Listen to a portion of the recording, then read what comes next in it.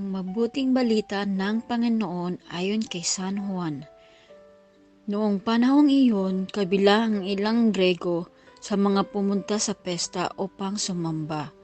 Lumapit sila kay Felipe ng taga Bethsaida, Galilea at nakiusap, "Ginoo, ibig po naming makita si Jesus." Sinabi ito ni Felipe kay Andres.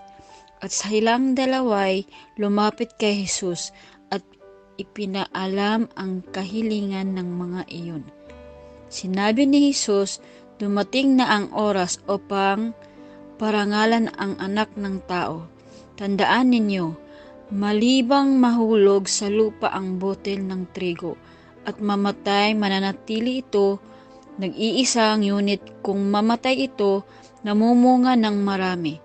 Ang taong labis na nagpapalaga sa kanyang buhay ay siyang nawawala nito. Ngunit napupuot sa kanyang buhay sa daigdig ng ito ay siya'y nagkakaroon nito hanggang sa buhay na walang hanggan. Dapat sumunod sa akin ang naglilingkod sa akin, at saan man ako'y naroroon, ay naroon din ang aking lingkod.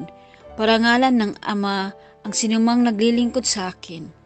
Ngayon ako'y nagbabagaba, sasabihin ko ba, Ama, iligtas mo ako sa kahirapang daranasin ko. Hindi sapagkat ito ang dahilan kung bakit ako naparito, upang danasin ang kahirapan ito. Ama, parangalan mo ang iyong pangalan. Isang tinig mula sa langit ang pagsabi, "Pinarangalan ko na ito," at muli kong pararangalan.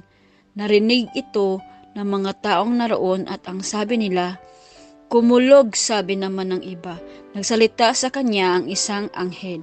Sinabi ni Jesus, "Iparinig ang tinig na ito dahil sa inyo, hindi dahil sa akin. Panahon na upang hatulan ang sanlibutan. Itataboy ngayon sa labas ang pinuno ng sanlibutang ito. At kung ako'y naitaas na, ilalapit ko sa akin ang lahat ng tao." Sinabi niya ito upang ipakilala kung paano siya mamamatay. Ang mabuting balita ng Panginoon.